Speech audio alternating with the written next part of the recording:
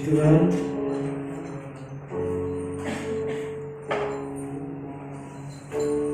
Kita boleh memasuki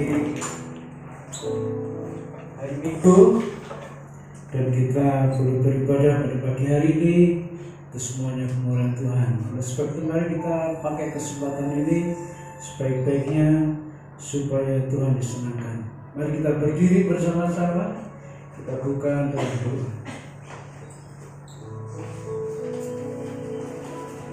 Pertolongan kami datangnya daripada Tuhan Allah yang menciptakan langit dan bumi dan segala isinya, yang menyertai kami dari hari lepas ke sehari. Turunlah kiranya berkat Tuhan di dalam ibadah pada pagi hari ini, lewat pujian, penyembahan, dan bahkan lewat firman Tuhan ketika ditabur. Biarlah Tuhan dimuliakan, Tuhan disenangkan dalam ibadah pagi hari ini. Memberkati seluruh jemaat yang sudah hadir, maupun mereka yang dalam perjalanan. Tuhan percepat langkah mereka, supaya mereka tidak kehilangan sebagian berkat Tuhan.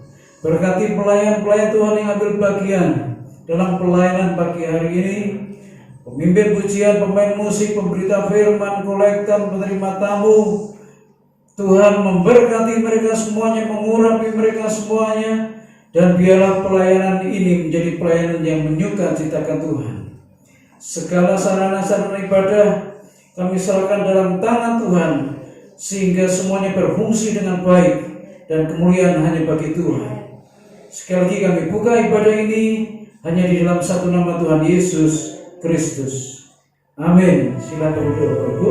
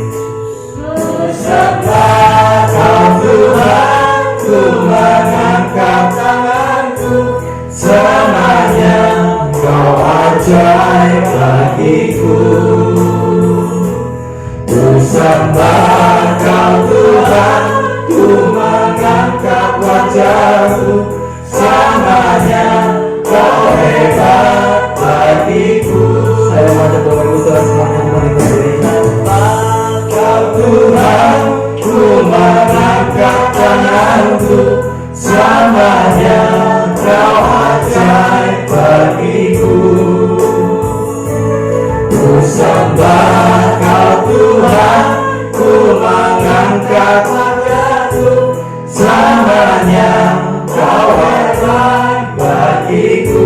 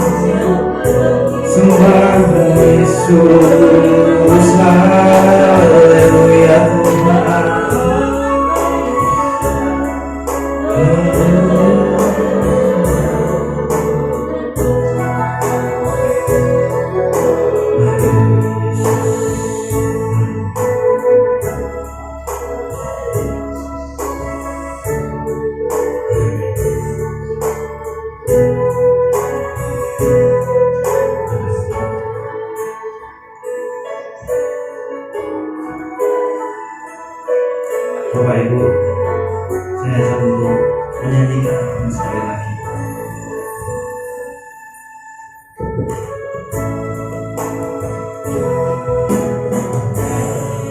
Karena kemurahan Tuhan ku ada sampai hari ini,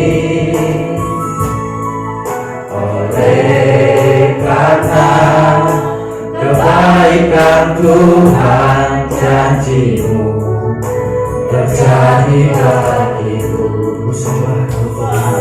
Ku sembah Kau Tuhan, ku mengangkat tanganku, selamanya Kau ajaib bagiku.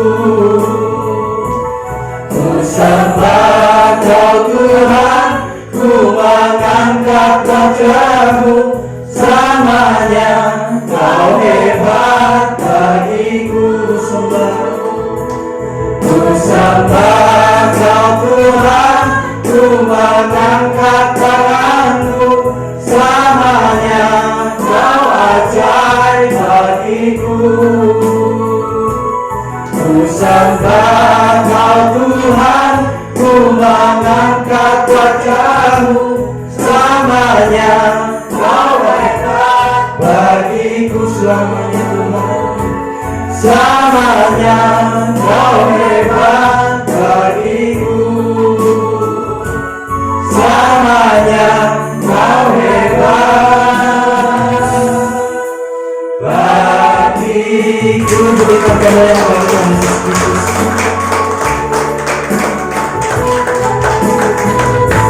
Haleluya. Puji nama Tuhan. Semangat buat pagi ini Bapak Ibu Saudara semuanya. Kita naikkan pujian dan syukuran buat Tuhan. Dan segala puji syukur hanya buat Tuhan Yesus Kristus. Amin.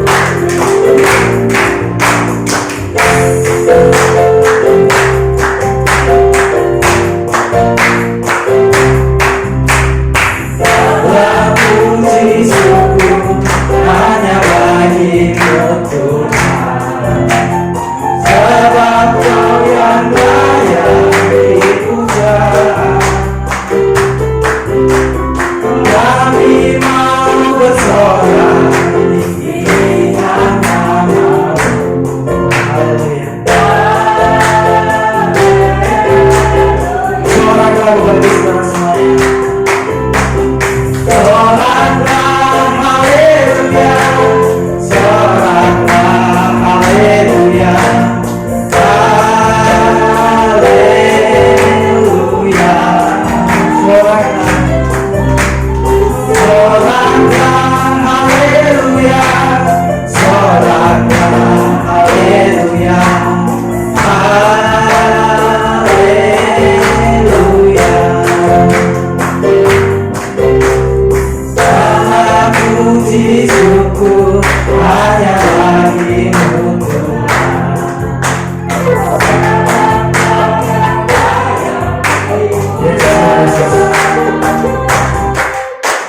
Kami mau bersorak tinggikan nama-Mu.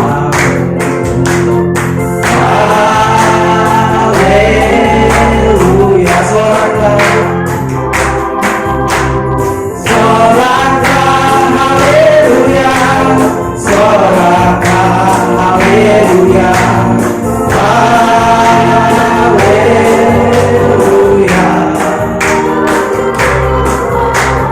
Soraklah haleluya, soraklah haleluya,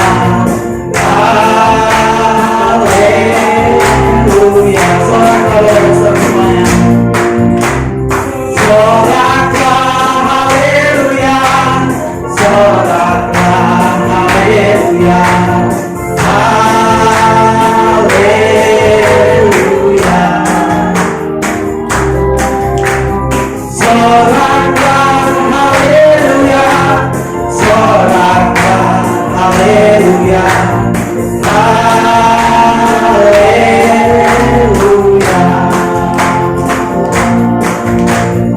Amin. Bapak Ibu, berikan kemuliaan kepada Yesus Kristus.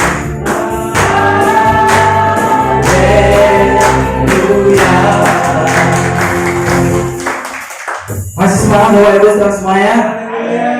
Yes, masih semangat karena kita terus diberi kuasa, kita terus diberi sukacita buat Tuhan. Amin. Haleluya. Mari kita akan angkat pujian, Ku diberi kuasa. Haleluya.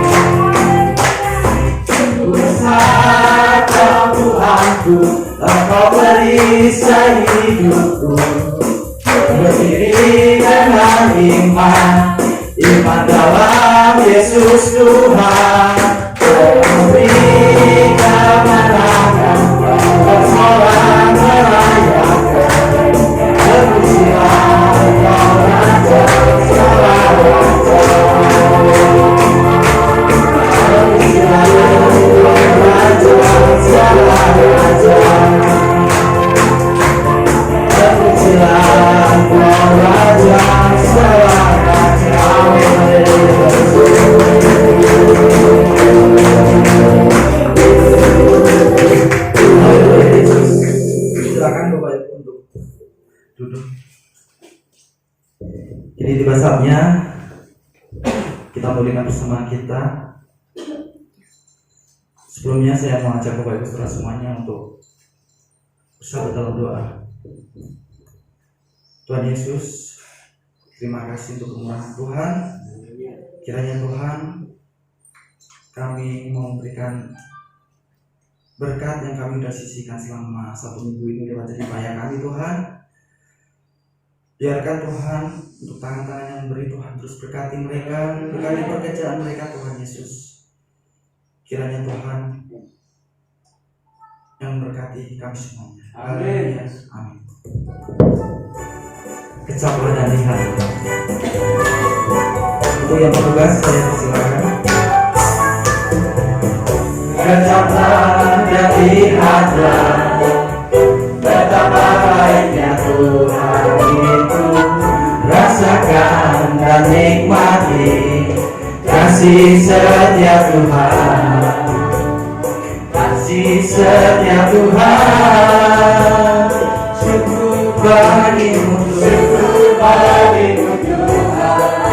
segala hormat bagimu Tuhan, Allah yang mengasihiku, Allah yang memeliharaku.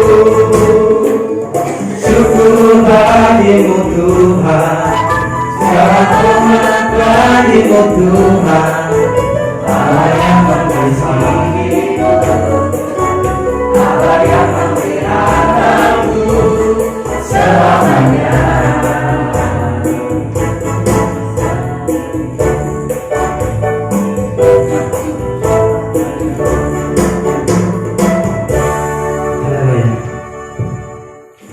Kini tiba saatnya kita mau mendengarkan firman. Kita buka hati pikiran kita untuk mendengarkan firman, karena setiap permasalahan Tuhan yang terus tolong dalam hidup kita. Karena bagi Tuhan tidak ada yang mustahil, dan bagi Tuhan tidak ada yang tak mungkin. Amin Bapak Ibu Saudara semuanya. Kami mau ajak untuk menaikkan lagu Bagi Tuhan tidak ada yang mustahil.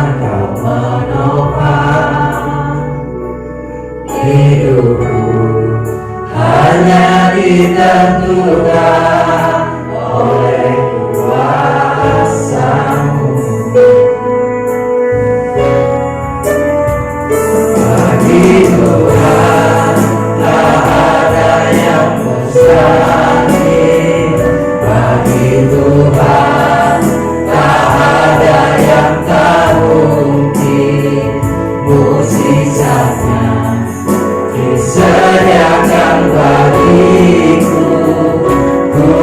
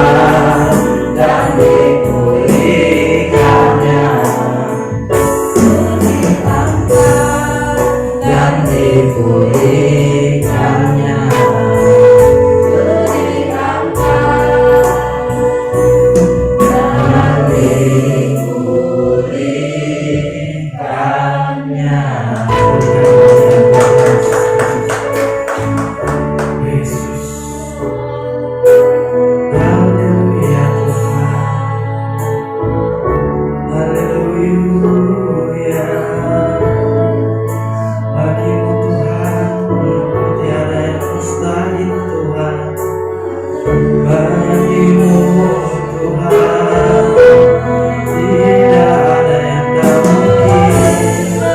Kami bersyukur Engkau baik Tuhan.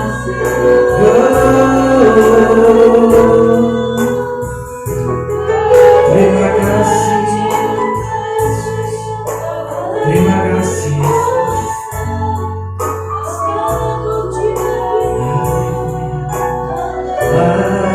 Haleluya, haleluya, haleluya Tuhan.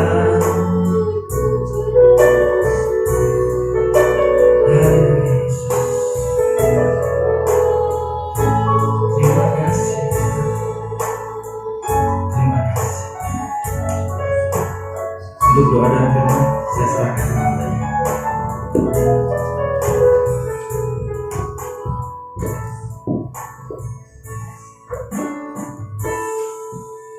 Kita mengangkat pujian sekali lagi. Haleluya Yesus. Mari kita berpujian dengan lebih sungguh dengan segenap hati kita. Kita percayakan firman Tuhan. Ku yakin saat kau berfirman, ku menang saat kau bertindak. Amin Tuhan. Hidupku hanya ditentukan oleh perkataanmu. Ku menang Tuhan, karena Tuhan selalu ada bersama dengan kami. Oh haleluya Yesus. Hidupku hanya ditentukan oleh kuasa-Mu. Katakan dengan iman, bagi Tuhan, bagi Tuhan tak ada yang mustahil. Ya, bagi Tuhan tak ada yang tak mungkin. Ya Tuhan, mujizatnya disediakan bagiku. Ku diangkat dan dipulihkannya. Bagi Tuhan tak ada yang mustahil. Bagi Tuhan tak ada yang tak mungkin. Mujizatnya disediakan bagiku. Ku diangkat dan dipulihkannya. Ku diangkat dan dipulihkan. Sekali lagi, ku diangkat dan dipulihkannya. Haleluya Yesus. Kami percaya Tuhan akan firman Tuhan. Saat kami mendengar firman Tuhan, Tuhan akan menjamah kami. Tuhan akan memperbaharui setiap hati-hati kami Tuhan, sehingga kami memperoleh pemulihan yang daripada Tuhan. Tuhan bekerjalah saat ini lewat kebenaran firman Tuhan yang sebentar akan kami dengar bersama-sama. Kami luaskan Roh Kudus bekerja di tempat ini, dan kami buka hati lebar-lebar agar firman Tuhan dapat tertanam dengan baik seperti di tanah yang subur. Terima kasih Tuhan. Terima kasih Tuhan bekerja di tempat ini. Di dalam nama Tuhan Yesus Kristus, yang percaya katakan amin. Shalom saudara. Puji nama Tuhan. Pagi hari ini karena kemurahan Tuhan kita boleh ada di tempat ini ya. Dan karena kebaikan Tuhan saja kita bisa berdiri di tempat ini. Puji Tuhan. Saudara, pandemi masih ada di tempat ini dan kita masih berjuang untuk melawan pandemi ini. Ya, sudah hampir 1,5 tahun, ya mungkin sudah 1,5 tahun dan hampir 2 tahun kita bersama-sama melawan pandemi COVID ini, dan kita juga sepertinya hidup yang dikatakan berdampingan dengan COVID, ya. Nah, saudara, di situasi seperti sekarang ini, yang diperlukan bukan hanya kekuatan fisik, ya. Melihat banyak berita yang kita dengar menakutkan, membuat hati kita menjadi gentar. Situasi seperti sekarang ini bukan hanya kekuatan fisik yang diperlukan, tetapi kekuatan rohani jauh diperlukan. Dengan kekuatan rohani, kita bisa menghadapi segala sesuatu. Kita bisa bertahan terhadap segala sesuatu yang ada di depan kita. Banyak orang sekarang ini kelihatannya fisiknya sehat, kuat, gagah, tapi sebenarnya mereka lemah moral. Betul nggak, saudara? Menghadapi situasi yang menakutkan ini, banyak orang yang sudah mulai gentar hatinya, ya, sudah mulai banyak yang khawatir, sehingga ada banyak cara mereka lakukan, baik cara dari yang baik, bahkan sampai cara-cara yang tidak baik. Nah, satu contoh yang baik yang bisa kita lihat dalam Alkitab, bahkan banyak yang kita lihat di dalam kehidupan kita, bahkan yang ada di sekitar kita, tapi kita mau lihat satu contoh yang baik di dalam firman Tuhan, yaitu Saul. Siapa yang tidak tahu Saul? Dia adalah Raja Israel yang pertama. Begitu kuat, begitu gagah, tapi di akhir hidupnya sungguh mengenaskan. Dia bunuh diri dengan pedangnya sendiri. Saudara, pada saat Israel berperang melawan bangsa Filistin di pegunungan Gilboa, Israel mengalami kekalahan besar.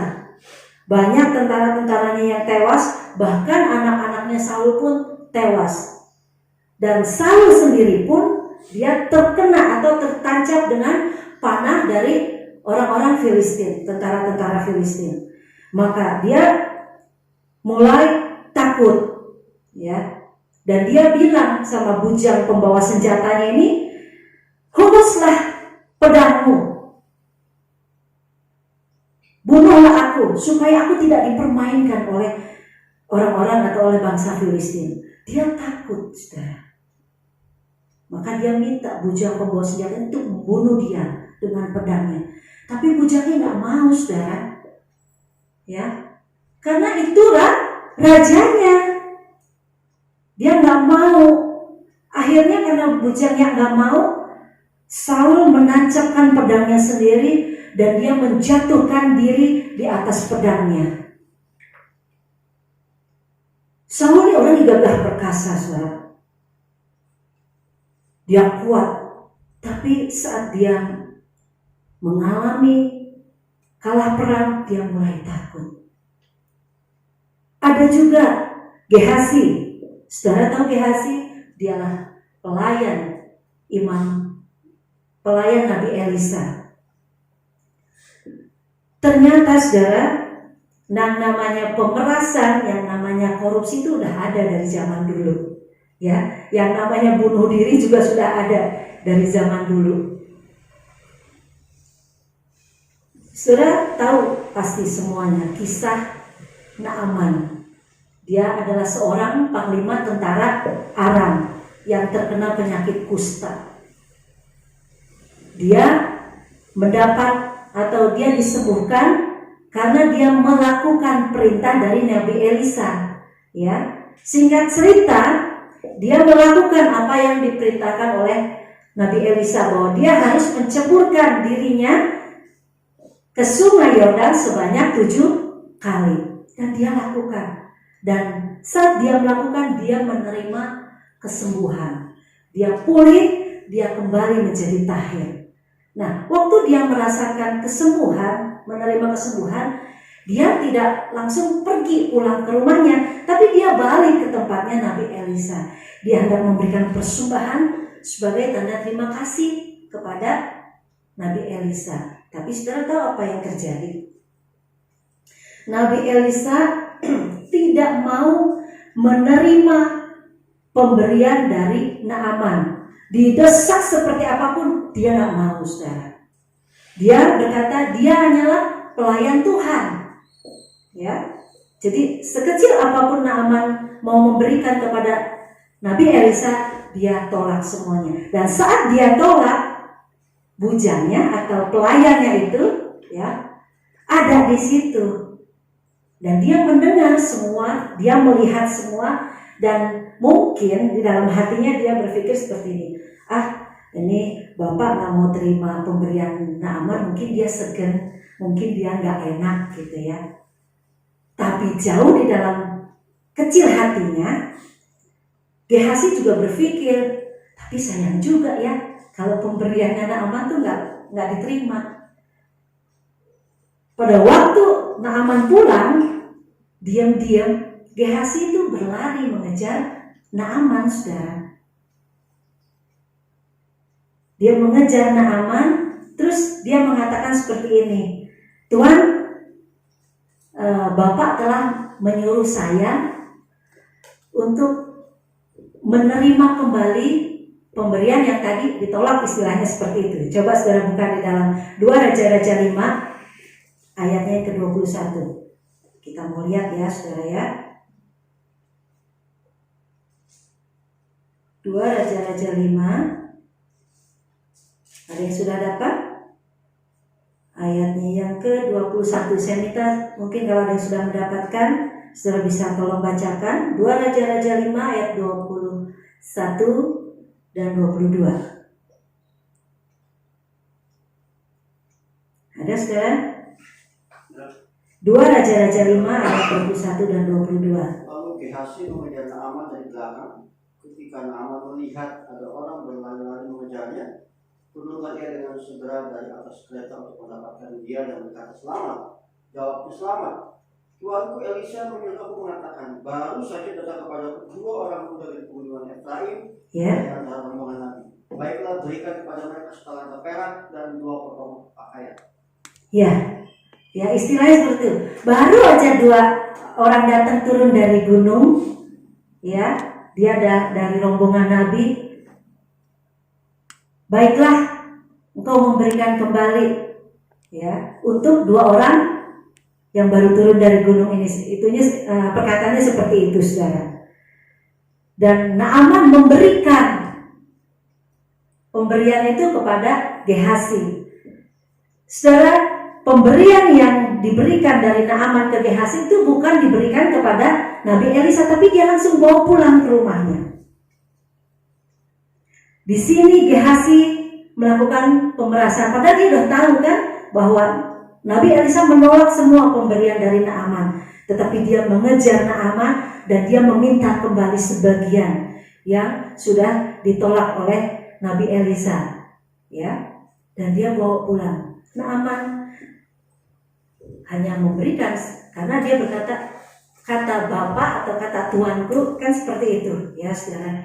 Jadi ternyata pemerasan itu sudah ada, ya, moral yang tidak bagus, tidak baik, dia korupsi.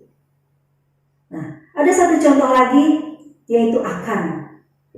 Ya, pada waktu Tuhan berkata kepada Israel untuk menaklukkan Yeriko, Tuhan udah bilang semua yang ada di Yeriko itu harus ditumpas, baik anak kecil, orang besar, bahkan hewan-hewan pun harus ditumpas. Tetapi hanya satu yang Tuhan mau mereka angkut, yaitu emas, perak, dan tembaga untuk perbendaharaan di rumah Tuhan. Tetapi saudara bisa di dalam baca Yosua 7 ya ayat 1 di situ, bahwa akan mengambil sebagian apa yang sudah dikuduskan untuk perbendaharaan Tuhan. Nah, dia sembunyikan itu di tendanya. Saudara, inilah moral-moral yang tidak baik. Ini namanya pikirannya lemah moral ya, secara fisik pikiran dia sebenarnya udah tahu bahwa itu tidak baik, bahwa itu tidak benar, tapi dia lakukan. Nah, bagaimana supaya kita bisa mempunyai kerohanian yang kuat atau rohani yang kuat? Yang pertama saudara, kita harus memprioritaskan Tuhan. Itu ya, fisik yang kuat itu, fisik yang sehat itu tidak menjamin pikiran kita juga sehat. Ternyata kita harus mempunyai rohani yang kuat, sebab dengan kekuatan rohani dia bisa membentengi setiap segala tindak tanduk kita, segala tindakan kita sehari-hari. Bagaimana kita bisa mempunyai kerohanian yang kuat? Yang pertama, kita harus belajar memprioritaskan Tuhan, memprioritaskan Tuhan. Di dalam Lukas 10 ayatnya yang ke-42 di sini dikatakan bahwa tetapi hanya satu saja yang perlu. Maria telah menerima bagian yang terbaik yang tidak akan diambil daripadanya. Apa itu bagian yang terbaik? Yuk kita selidiki ya, apa itu bagian yang terbaik? Saudara, waktu Tuhan bersama dengan rombongannya melewati sebuah kampung, Tuhan singgah ke rumah sebuah keluarga yaitu Maria dan Marta. Wah, senang ya. Kalau kita kedatangan tamu juga senang, apalagi kalau yang datang Tuhan Yesus. Marta sibuk mempersiapkan segala sesuatu, ya. Nah, sementara Maria dia hanya duduk dekat dengan Yesus waktu Yesus datang dan singgah ke rumahnya. Kita lihat dari dua perilaku ini saudara ya. Mempersiapkan ini dan itu untuk keperluan Tuhan Yesus itu tentu baik, dan ini dilakukan oleh Marta. Mempersiapkan ini dan itu dan segala sesuatunya karena kita kedatangan tamu ke rumah kita itu tentu baik ya, artinya kita menghargai ya, baik.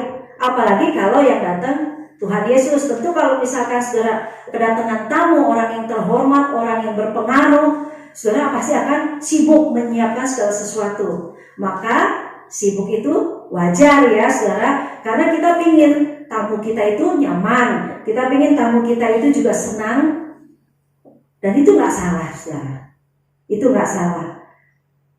Itu merupakan sebuah perhatian dan tindakan pelayanan kita. Nah, ini juga yang dilakukan oleh Marta. Nggak salah dia menyiapkan ini dan itu untuk Tuhan Yesus. Ini merupakan tindakan pelayanan yang dilakukan oleh Marta. Tapi di waktu yang bersamaan, mempersiapkan hati untuk mau mendengar Tuhan bicara itu jauh lebih baik. Dan ini yang dilakukan oleh Maria. Maria lebih memilih duduk diam dekat di kaki Yesus. Maria lebih memilih duduk dekat kaki Yesus untuk mendengar perkataan Tuhan Yesus. Kapan lagi waktunya?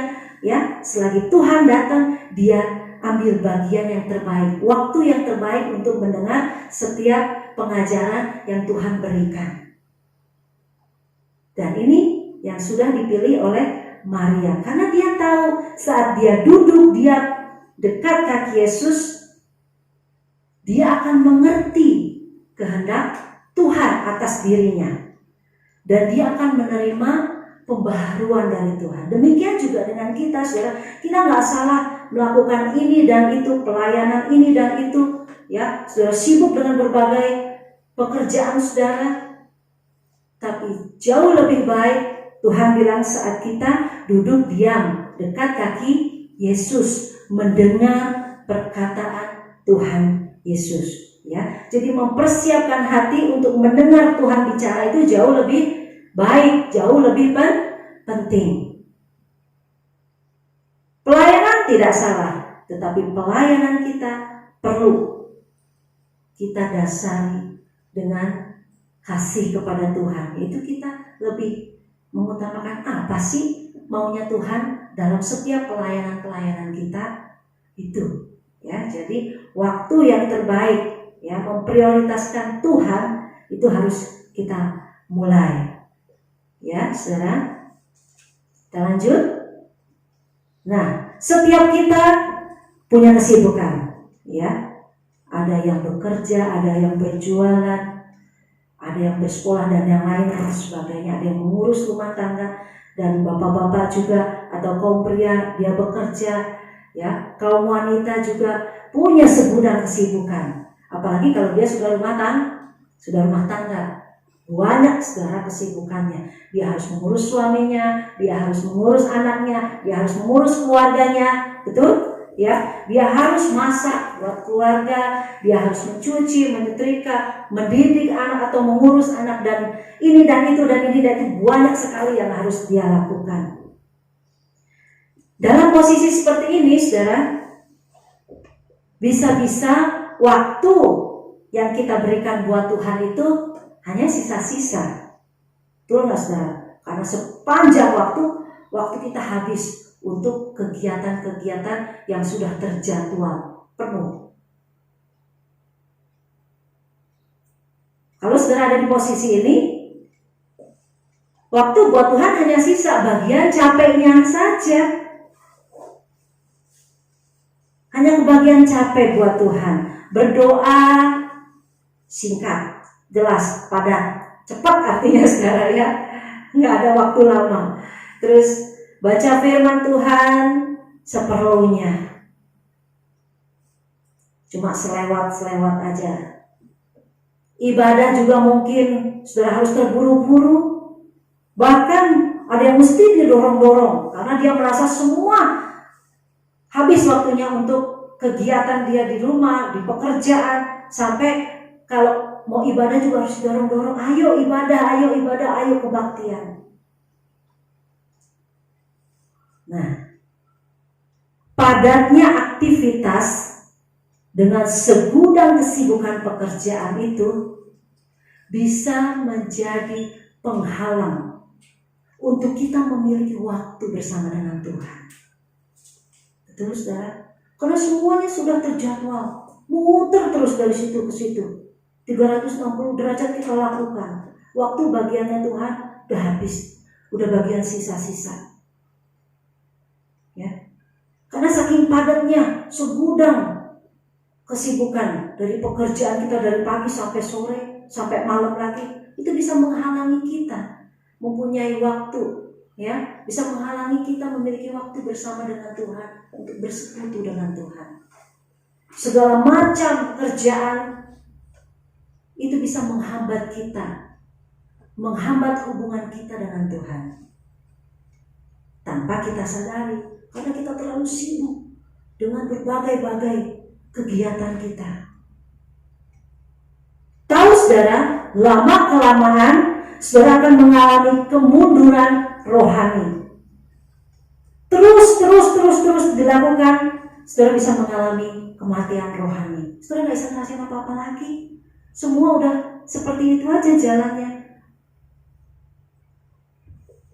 Rohani saudara sudah tidak bisa merasakan apa-apa. Itu namanya kita mulai mengalami kemunduran rohani. Ya, jam-jam doanya sudah mulai berkurang. Biasanya 1 jam, mundur setengah jam. Biasa setengah jam lagi, mundur lagi jadi 10 menit. Lama-lama cuma terima kasih Tuhan, haleluya, amin. Terima kasih Tuhan untuk penyertaan hari ini, amin. Baca firman Tuhan sudah mulai dikurangi. Persekutuan dengan Tuhan, persekutuan dengan teman-teman saudara seiman, semuanya tergeser dengan jadwal yang sudah padat dalam kehidupan kita sehari-hari. Sebab itu, mari duduk dekat di kaki Tuhan, supaya kita tidak mengalami kemunduran rohani, supaya hubungan kita dengan Tuhan tidak terhalang, supaya kita bisa memiliki waktu yang indah bersekutu bersama dengan Tuhan. Mari duduk diam, duduk dekat di kaki Tuhan, mendengar perkataan Tuhan, mendengar firman Tuhan.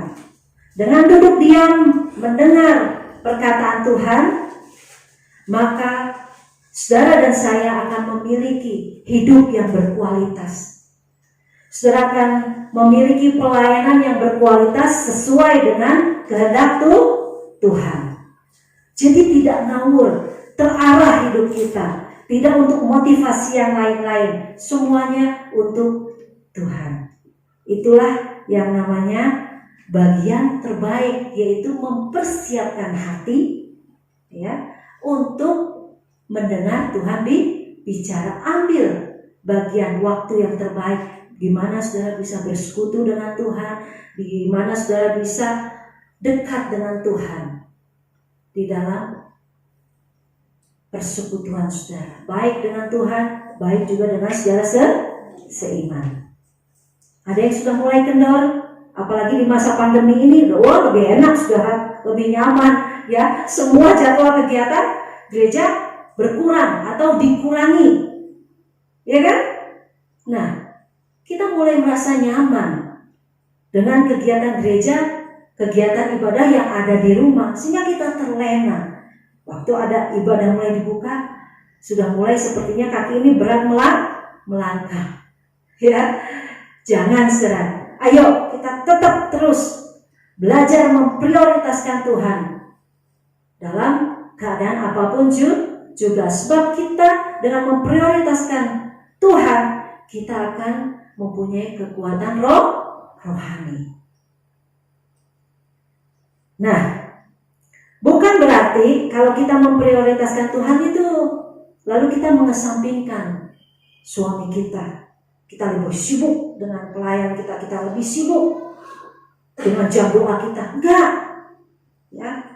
Memprioritaskan Tuhan itu bukan mengesampingkan suami kita sehingga kita tidak memperhatikan dia, bukan mengesampingkan anak kita, bukan mengesampingkan keluarga kita sehingga kita tidak berbuat apa-apa. Kita lebih sibuk dengan pelayanan, kita lebih sibuk dengan jam-jam doa kita, baca renungan firman. Enggak, Tuhan juga enggak egois, saudara. Itu semua harus beriringan, harus sejalan, bersamaan.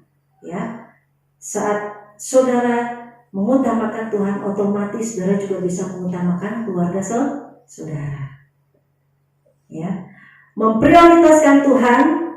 Apalagi di sini kita lihat contoh yang baik, yaitu seperti Maria. Ya, saya hari ini mungkin agak lebih ke wanita ngomongnya ya, bicaranya.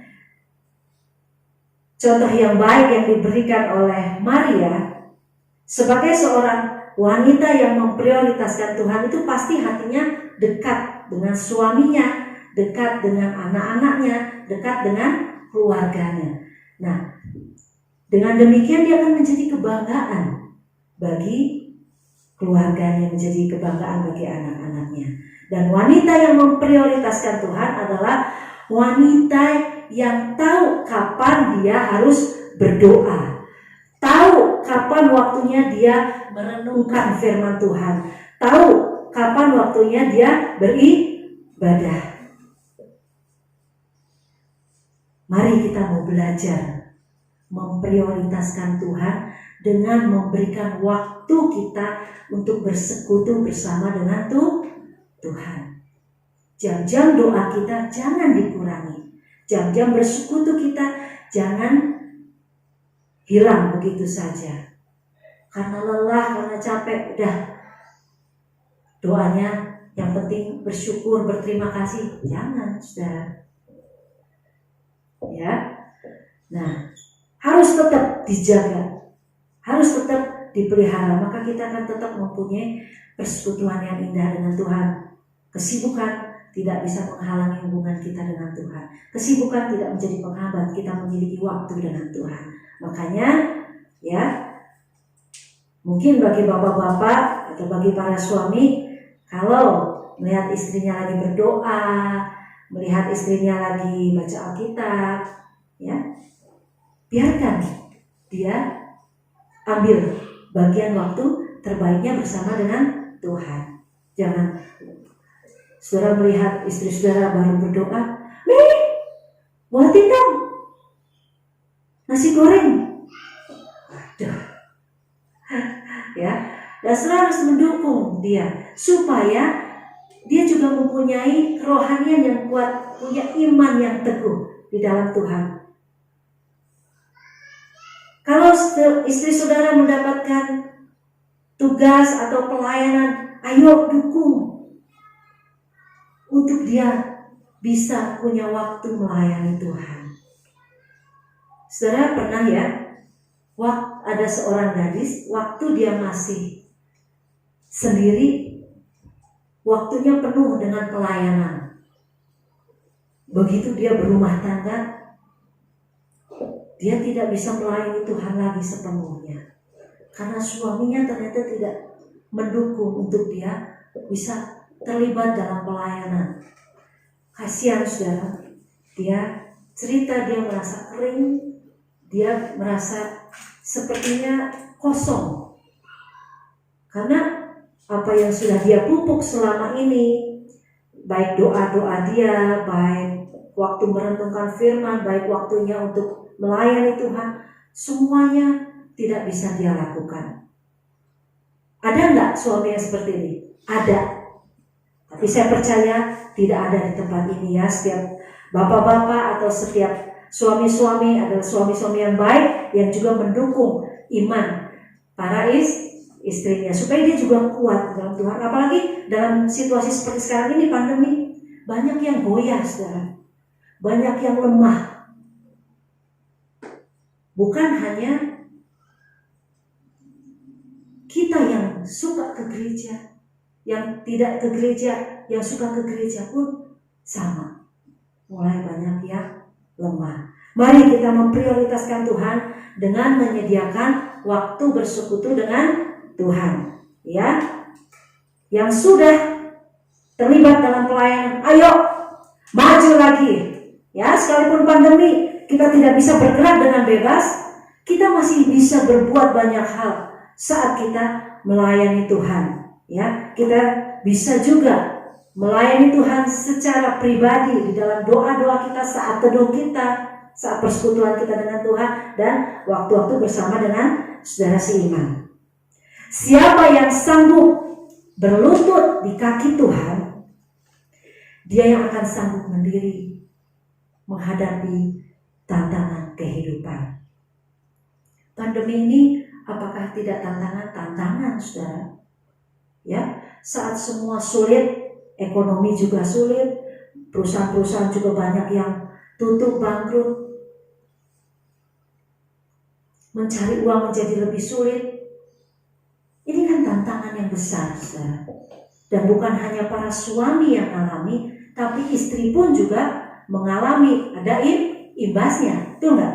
Jadi dia pun harus kuat. Istri juga harus kuat, apalagi dia sebagai seorang penolong, dia harus kuat, maka dia juga harus punya kekuatan rohani yang mantap. Yang kedua, bagaimana kita mempunyai kekuatan rohani? Tuhan adalah kekuatan kita, ya. Tapi kita juga harus menjadi orang-orang yang pantang menyerah. Kita harus menjadi orang-orang yang pantang menyerah, saudara. Ada satu contoh yang baik yang bisa kita pelajari saat siang hari ini, yaitu kita lihat keadaannya Ruth. Naomi yang pernah tinggal di Moab karena mengungsi bersama dengan suami dan kedua anaknya selama 10 tahun. Sampai satu kali suaminya meninggal, yaitu Elimelek, kemudian kedua anaknya pun meninggal. Sekarang Naomi hanya tinggal bertiga dengan dua menantunya, yaitu Orpa dan Ruth.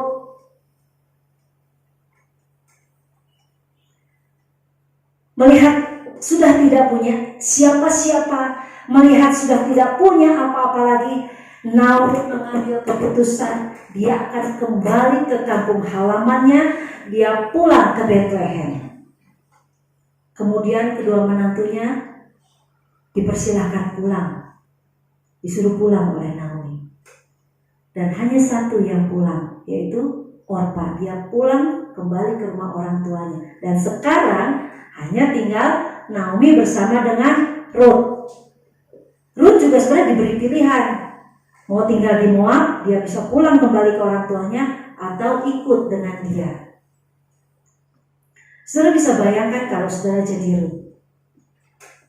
Baru saja suami meninggal, mungkin air mata juga belum kering.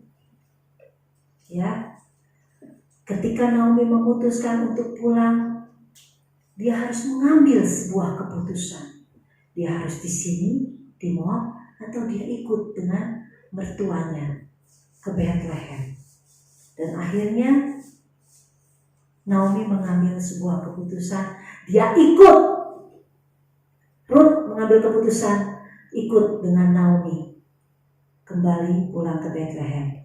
Ini masalah yang serius sebenarnya kalau buat Ruth ya. Dan ini adalah duka yang sangat mendalam karena dia juga berpikir masa depan gak jelas buat dia.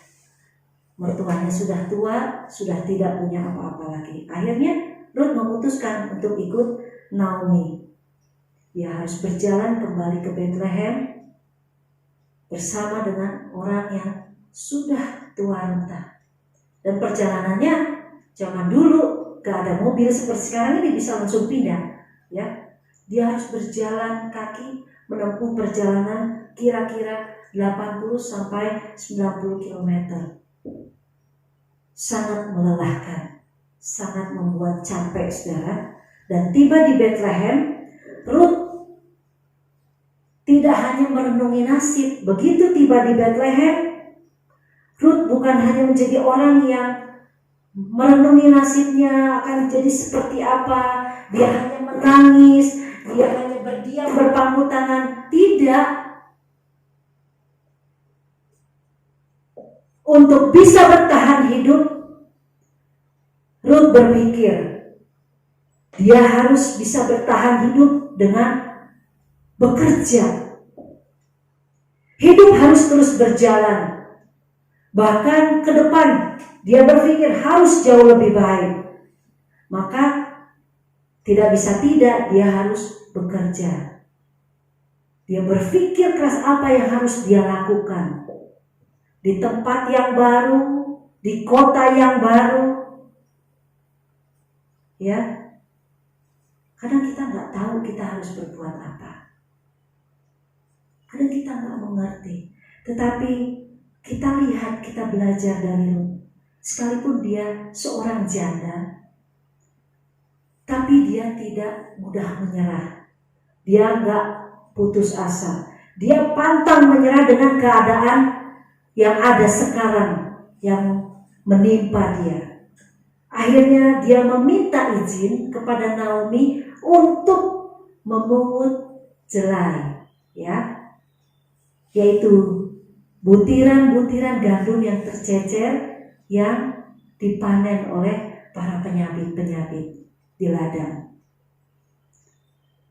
Mau gak mau, Ruth harus melakukan, dan dia mau. Dia melakukan, mengutin jelai satu demi satu, dia kumpulkan.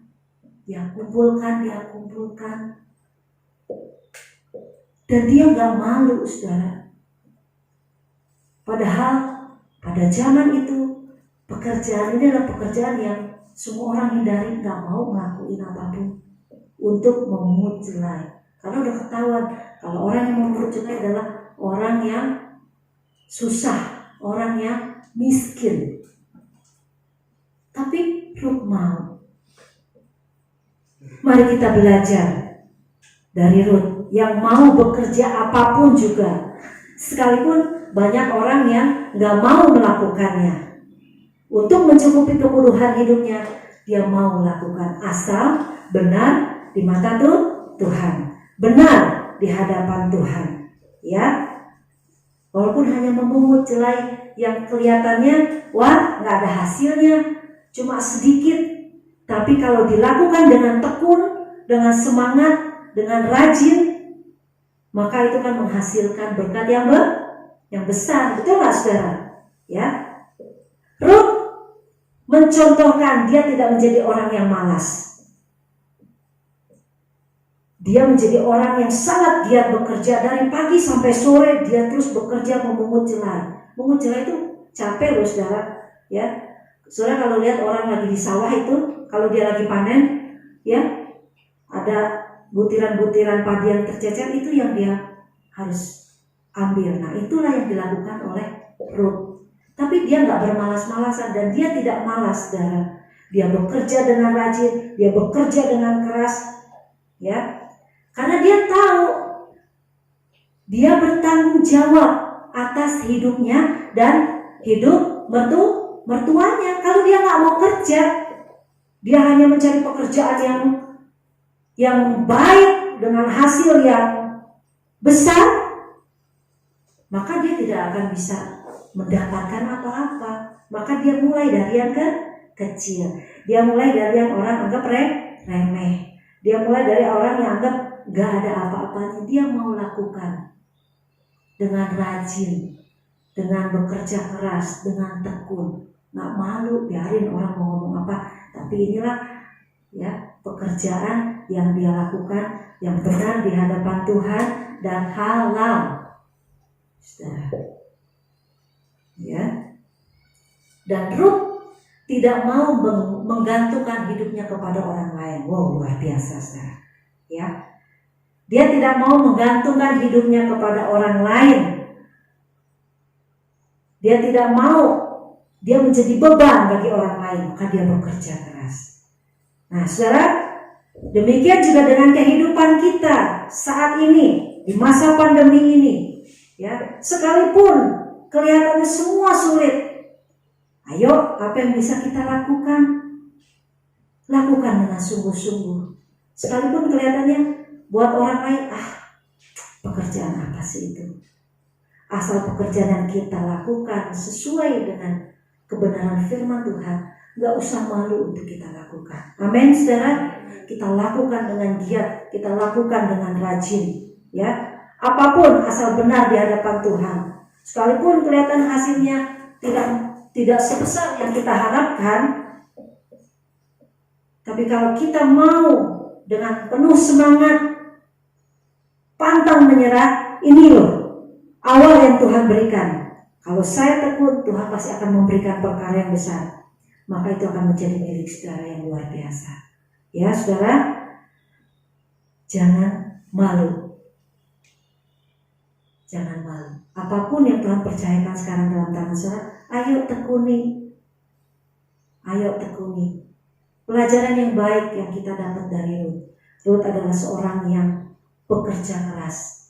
Dan dia tidak menggantungkan hidupnya kepada orang lain.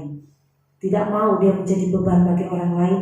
Dan Ruth bertanggung jawab atas dirinya dan atas kehidupan mertuanya.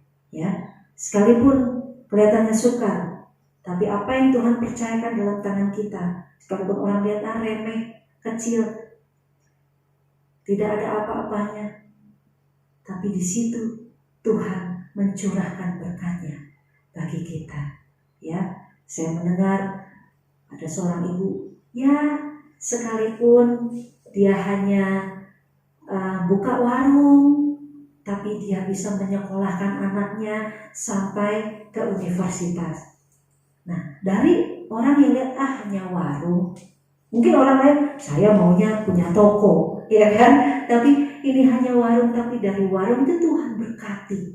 Dia lakukan dengan tekun, dia lakukan dengan rajin, dengan setia, Tuhan berkati, ya, sehingga dia bisa menyekolahkan anaknya. Saudara juga pernah dengar kesaksian bahwa dari ibu yang menjual intip yang orang kelihatannya remeh, ya mungkin untungnya juga gak besar, tapi dengan yang orang lihat kecil, gak ada apa-apanya, dia bisa menyekolahkan anak-anaknya sampai universitas. Bukankah itu campur tangan Tuhan? Karena kita menjadi orang-orang yang gigih, karena kita menjadi orang-orang yang pantang menyerah, betul?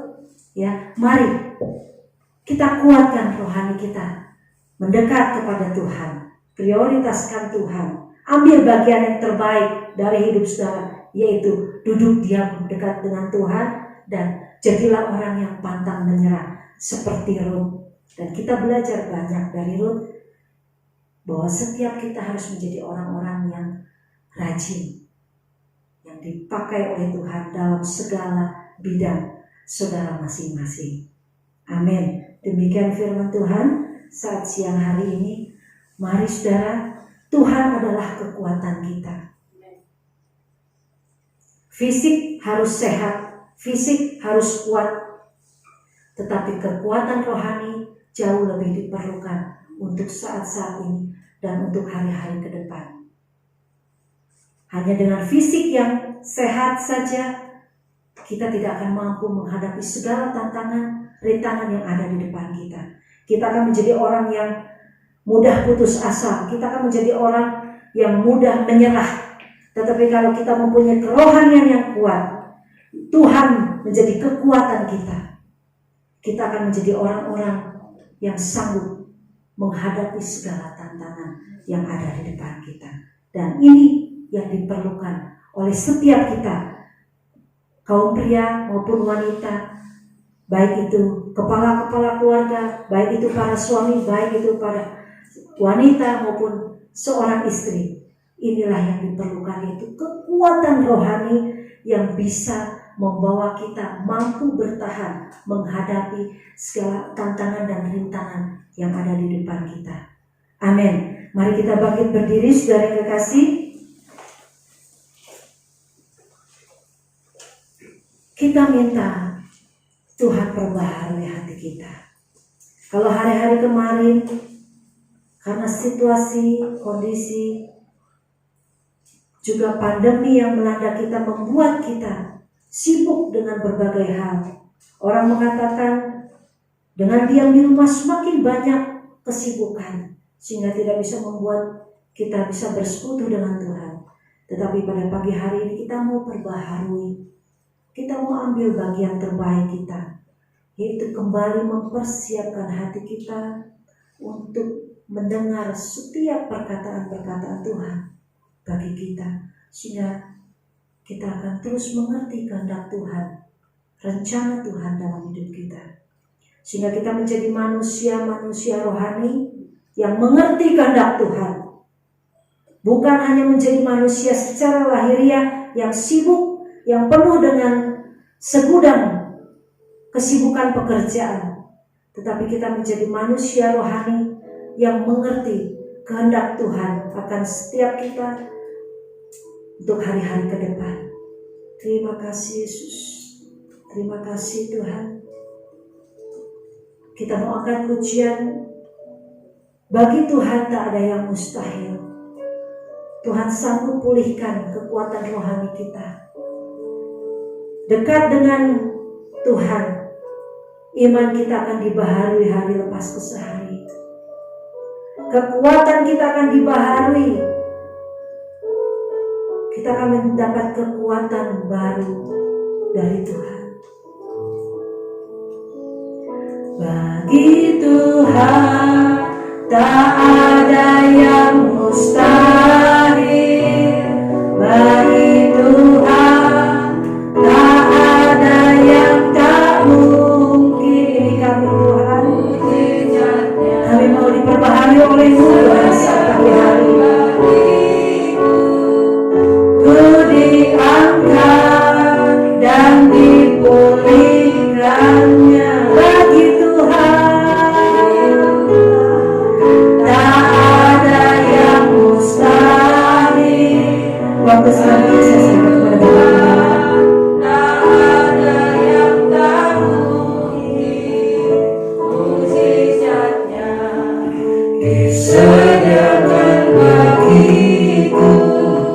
Ku diangkat dan dipulihkannya. Tuhan tahu keberadaan kita masing-masing. Mungkin ada di antara saudara yang harus memperpanjang waktu untuk berusaha mencukupi kehidupan saudara, sehingga waktu buat Tuhan mulai berkurang. Bukannya saudara salah, tidak.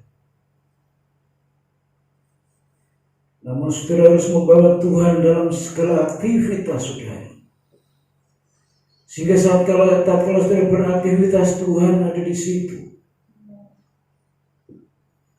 Sehingga pada saatnya saudara bisa tenang duduk diam di bawah kaki Tuhan. Saudara sudah berusaha membuka usaha baru tapi belum ketemu jalannya.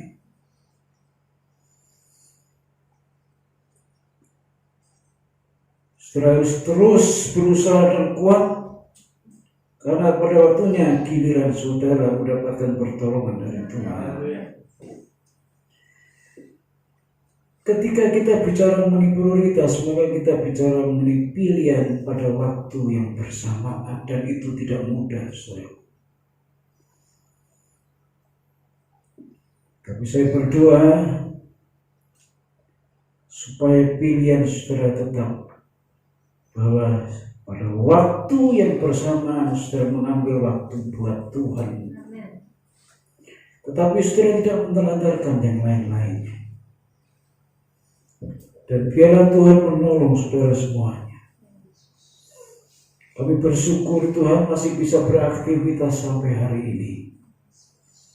Sekalipun tidak sebaik dulu, tapi terus kami akan jalani. Karena kami tidak akan diam. Kami tidak akan hanya merenung, tapi kami akan berusaha.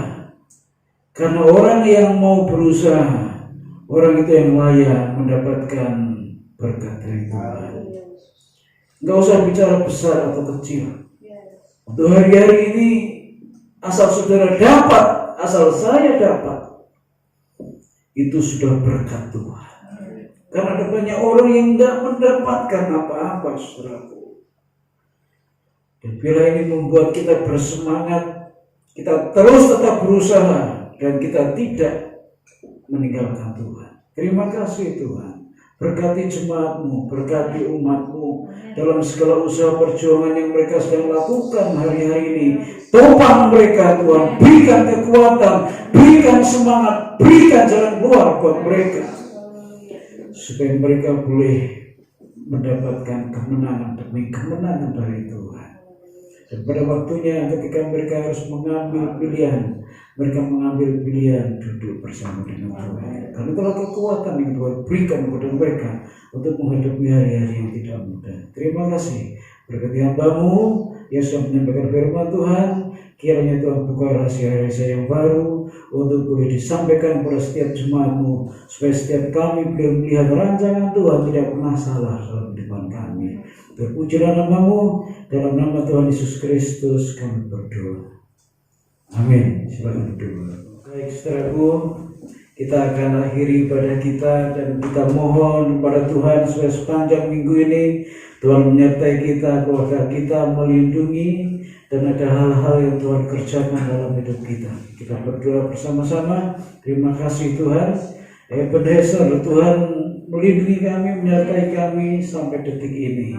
Dan terus seterusnya Tuhan tetap akan bekerja dalam hidup kami. Berkati jemaat-Mu yang sedang berusaha untuk membuka usaha baru. Memang orang berkata gak mungkin, orang berkata mustahil, tapi kami tetap percaya bahwa Tuhan punya cara untuk menolong kami. Biarlah kami dengan tekun, kami dengan menyertakan Tuhan, kami akan tetap berusaha. Kiranya apa yang sudah Tuhan taruh dalam hati kami, berikan kami keberanian untuk memulainya. Tuhan buka jalan, Tuhan buat jalan, sehingga kami boleh percaya, semakin percaya bahwa Tuhan tidak tutup mata dalam kehidupan kami. Bagi jemaat-jemaat Tuhan yang sedang berjuang dengan kehidupan, Tuhan juga tolong, Tuhan berkati mereka, Tuhan jaga dan Tuhan lindungi mereka, sehingga mereka semuanya aman, keluarga mereka aman, dan bahkan usaha mereka pun Tuhan jaga, supaya tidak ada belalang-belalang pelahap yang mengambil dan merongrongnya, tapi mereka boleh menikmatinya bersama dengan keluarga mereka masing-masing. Berkati jemaat-Mu semuanya dengan segala keterbatasan yang ada, maka kami perlu Tuhan menyertai kami. Terima kasih untuk hari ini. Tuhan berkati setiap kami yang hadir, Tuhan berkati setiap pelayan Tuhan yang ambil bagian.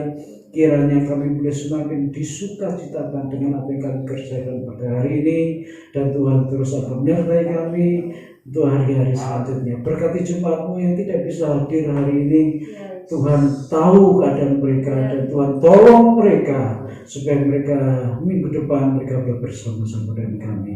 Terima kasih Tuhan. Sekarang kami mau pulang, kiranya Tuhan memberkati kami. Turunlah berkat-Mu dalam kehidupan kami. Kasih karunia dari Allah Bapa, penyertaan dari Tuhan Yesus Kristus, dan persekutuan dengan Roh Kudus akan memimpin, menyertai, melindungi kami semuanya dari saat ini sampai Tuhan datang yang kedua kali. Amin.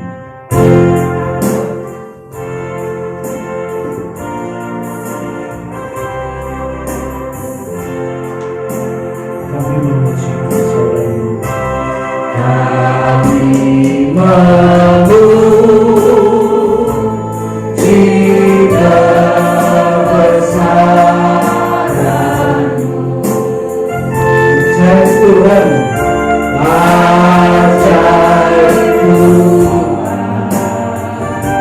ajaib Tuhan, ajaib Tuhan, ajaib Tuhan.